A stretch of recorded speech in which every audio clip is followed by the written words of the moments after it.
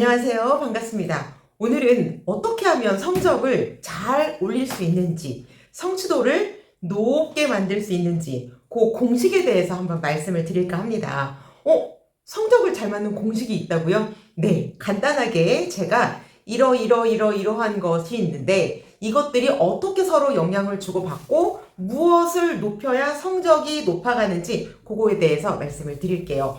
오늘 내용은 그렇게 길지는 않습니다. 그리고 누구나 다 쉽게 이해 가능한 것들이니까 한번 가볍게 생각하시고 실천하시면 좋을 것 같아요. 자, 첫 번째.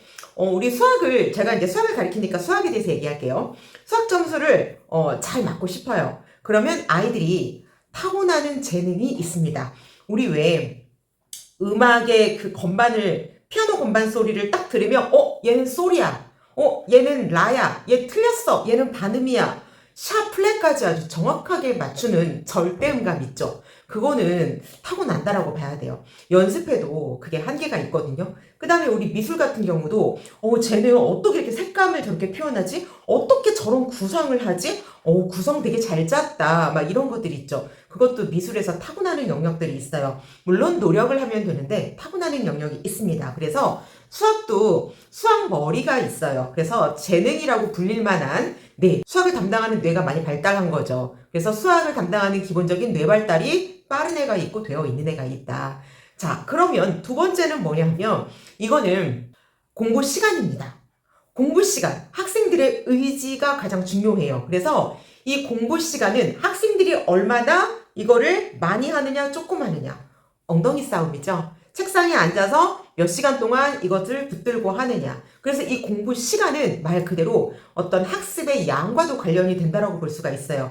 그런데 이 시간이 많아야지 무조건 좋은 것이다. 그거는 아니에요. 좀 더디고 느린 학생들 있죠. 당연히 속도가 안 나기 때문에 똑같은 양을 공부하더라도 시간이 길게 잡아먹을 수밖에 없습니다. 그러면 우리 아이가 느린데 어떻게 해요? 그러면 시간 늘려야 돼요. 어쩔 수 없는 거죠. 그 다음에 세 번째 뭐가 있냐면 얘는 노력입니다. 노력. 여기서 쉽게 노력이라고 말을 하는데 이 노력은 몰입도하고 좀 집중하는 그 자신의 태도 이거하고 관련이 있어요. 그러면 이 노력하는 것은 누가 해야 되나요? 그죠? 학생이 해야 되죠. 그런데 여기에 부모님도 조금 관여를 해주셔야 되고 선생님도 영향을 많이 미치는 부분이에요. 그래서 이 노력을 하기 위해서 부모님께서는 노력할 수 있는 가정 환경과 끊임없이 칭찬과 격려와 그 다음에 도움의 메시지를 조금 주셔야 됩니다. 그래서 학생이 노력하는 의지를 보이는 거를 지속할 수 있도록 누가 해줘야 된다? 부모님 조금 해주셔야 됩니다. 그리고 선생님들도 도와야 돼요. 선생님들이 어떤 식으로 도우면 좋냐 하면 아이들의 학습 분위기죠. 정말로 이 아이가 몰입해서 할 수 있는 그 학원의 반의 수업 분위기, 면학 분위기. 그 다음에 숙제를 안 해오면 조금 안 되는 것 같은. 제가 이제 옛날에 토플 공부할 때 지각을 5분을 했는데 와 새벽 6시 반에 새벽 6시 타임에 제가 수업을 딱 가는데 저는 학원 가려면 1시간이 넘게 걸리거든요. 그래서 첫 차를 타고 나가고 막 갈아타고 지하철 타고 막 이렇게 가는데 그 삼성역에 해커스 학원에 5분을 딱 늦었더니 6시 5분에 도착한 거예요. 그랬더니 사람들이 다 쟤 뭐야? 공부할 생각 있어?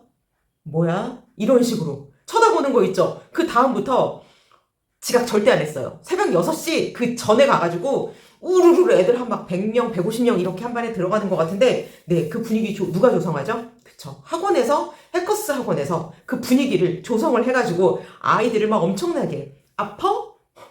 와서 죽어. 내가 장례 치러줄게. 이런 식으로 선생님이 막 얘기를 했거든요. 그래서 애들이 한 번 결석하면 그 다음부터 안 나옵니다. 그냥 그 달은 날리는 거예요. 왜요? 쪽팔리고 진도를 못 쫓아가거든요. 그래서 선생님이 이런 면학 분위기를 반 클래스 수업 분위기를 숙제하는 분위기를 조금 이끌어 주셔야 돼요. 그러면 아이들이 노력하게 되어 있습니다. 그 다음에 네 번째는 뭐냐면 이거는 효율입니다. 공부를 그냥 하는 게 아니라 효율성 있게 공부를 해야 되는 거예요.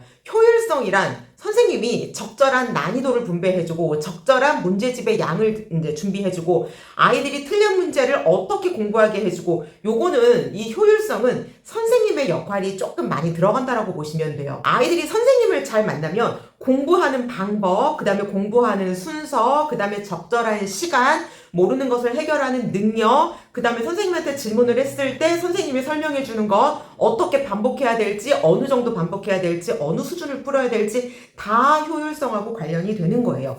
그러면 제가 네 가지를 말씀드렸잖아요. 이 네 가지가 어떻게 연관이 되냐, 이게 무슨 공식이냐 그러는데 이 네 가지가 다 곱하기입니다. 곱하기. 첫 번째, 재능 곱하기, 공부 시간 곱하기, 어느 정도로 노력하느냐 그 태도 곱하기, 효율성, 이게 네 가지가 곱해지면 엄청나게 효과가 상승을 합니다.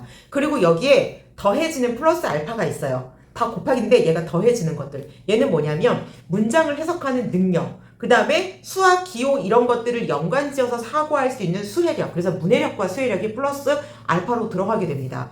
그러면 우리 아이가 그렇게 머리는 좋은 것 같진 않은데 얘는 끈기는 있어. 그럼 어떻게 해야 될까요?